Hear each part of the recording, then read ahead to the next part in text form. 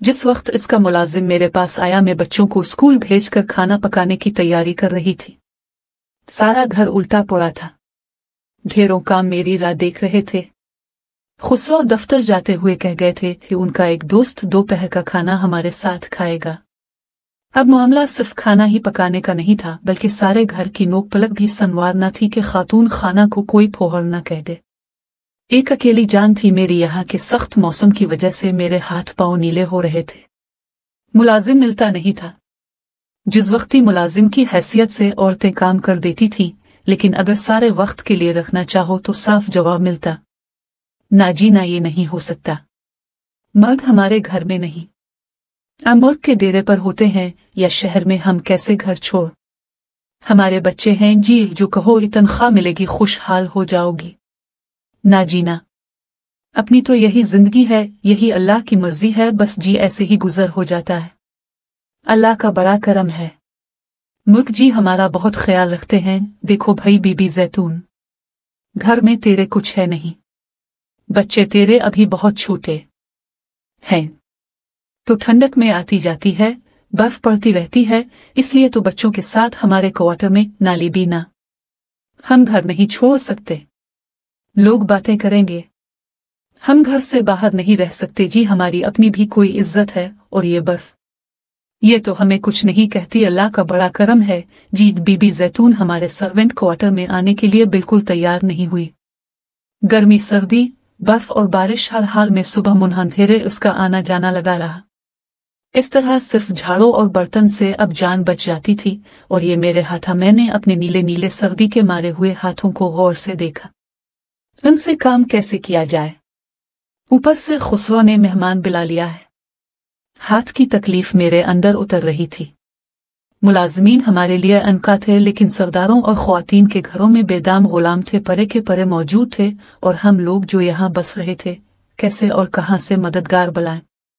सोचते सोचते रोशनी चमकी। अच्छा चलो जरमीना को टेलीफोन करती हूँ, उन हाथों से तो खून ही पकेगा। और जिस लम्हे मैंने ये सब सोचा, उसी लम्हे इसका मुलाजिम आ गया।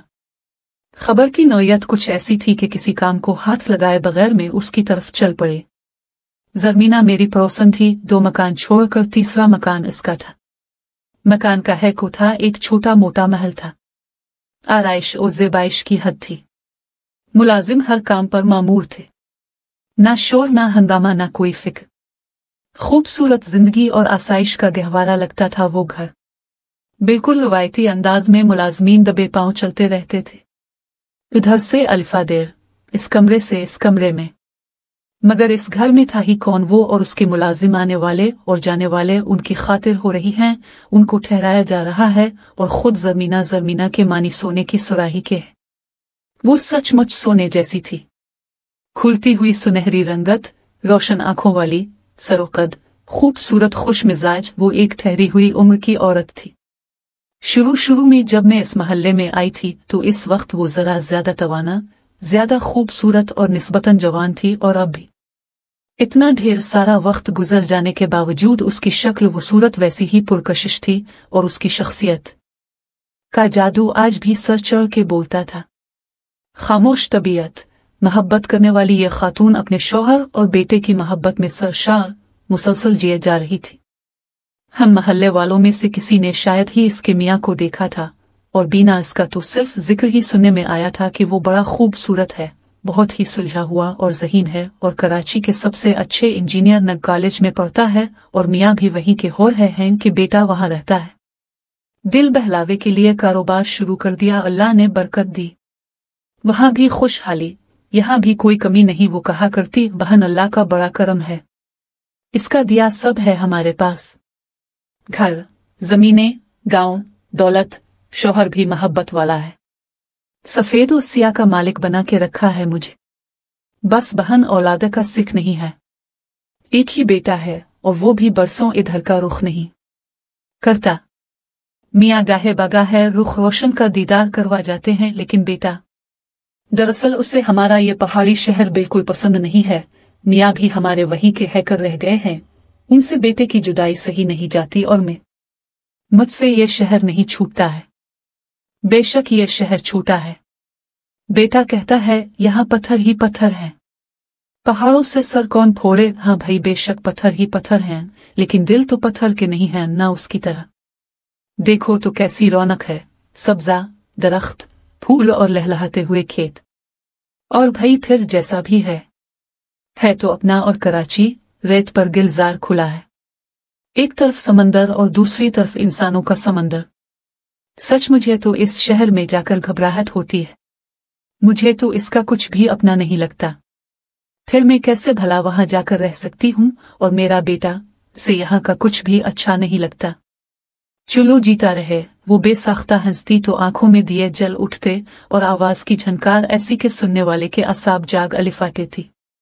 कभी कभी वो बहुत उदास हो जाती, बेटे को याद करके इसकी रोशन आंखों में बादल उमड़ आते और वक्त बेवक्त रमझम शुरू हो जाती। पता नहीं क्यों इसकी आंखों से बरसने वाले कतरे नहीं बल्कि कतरन ऐसा लगते थे जिनसे गोहर बनते। सुनो जरमीना, तुम कराची चली जाओ। सर्दियों में उसकी उदासी मुझसे देखी नहीं जाती थी और मैं इसे मुफ्त मशवरे देने लगती। मगर क्यों? वहां तुम्हारा घर है, घर वाला है, और सबसे बड़ी बात यह है कि वहां तुम्हारा जीना है। घर है वहां, लेकिन यहाँ भी तो अपना ही घर है। रहा घर वाला तो वो भी यहाँ आता ही रहता है। और बेटा, हाँ बेटा, तुम्हारा अपना बेटा जिसके इंतजार में गीली लकड़ी की तरह सुलगती रहती हो। और तुम्हारी बातें सब ठीक, मगर मैं वहां क्यों जाऊं? और वो भी रहने के लिए। यहाँ मुझे आराम है, आसाइश है। मैंने इसे वहां पढ़ने को भेजा था, वहां का पैबंद होने को नहीं। कैसी बातें करती हो? पैबंद हूं, इसके दुश्मन आ जाएगा वापस। आखिर ये मिट्टी भी तो इसकी है। मुझे इसके इन देखे बेटे से मोहब्बत सी महसूस होती थी। हाँ बिल्कुल ठीक कहती हो तुम, वो इसी मिट्टी का बेटा है। आज नहीं तो कल उसे वापस आना ही पड़ेगा। और ये शहर जिसकी बुराई करते इसकी जुबान नहीं थकती, इसका अपना शहर है। ये मिट्टी भी इसकी अपनी है, बिल्कुल मेरी तरह, इसकी अपनी माँ की तरह। कभी तो इसका दिल चाहेगा यहाँ आने को। वो आंसू पूंछ के हंस देती और जैसे सारी फिजा चिपकने लगती, और फिर वो हमारी खातिर मुदारात में लग जाती। गुलाम गर्दिश में मुलाजिम उधर से अलिफादेर घूमते रहते। बड़े फाटक पर चौकीदार पाटो पाट दरवाजा खोले सदा चौकस रहता कि पता नहीं किस वक्त वारिस आ जाए। वारिस, हाँ शायद यही नाम था इसके बेटे का। कैसा बामानी नाम है इसका। तन्हा इकलौता वारिस, अपनी माँ की मोहब्बत का और बाप की दौलत का और इस महल नुमा हवेली का, और उसकी जात इस माँ की जन्नत भी जो अपनी आंखों के दरवाजे खोले मुजस्सम इंतजार रहती थी। अभी अभी इसके मुलाजिम ने यह खबर सुनाई थी कि इसका बेटा, इसका वारिस आ गया है। मगर और मैं तेज तेज कदम उठाती इसके घर में दाखिल हुई। सामने बरामदे में अपनी मखसूस कुर्री पर वो अलिफाजुली चेहरे के साथ साकित वसामत बैठी हुई थी। मैं तेजी से इसकी तरफ बढ़ी, लेकिन इसकी आंखों में मेरे लिए कोई पहचान नहीं थी। लोगों का हुजूम घर के अहाते में बढ़ता जा रहा था। मुलाजिम धाड़े मार मार के रो रहे थे। सामने ताबूत में एक जनाजा रखा था। ताबूत के पिट खिले थे, खून आलूद कफन की ऊट से नौजवान चेहरा झांक रहा था। वो टिकटिकी बांधे बैठी थी किसी हनूत शदा लाश की तरह।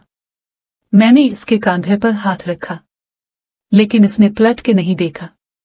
मैंने इसकी आंखों में झांक के देखा और मेरा दिल धक से रह गया। वहां कुछ भी नहीं था, वो जा चुकी थी। इसकी मुंतजिर आंखों के खिले दरवाजे में अब किसी का इंतजार नहीं था।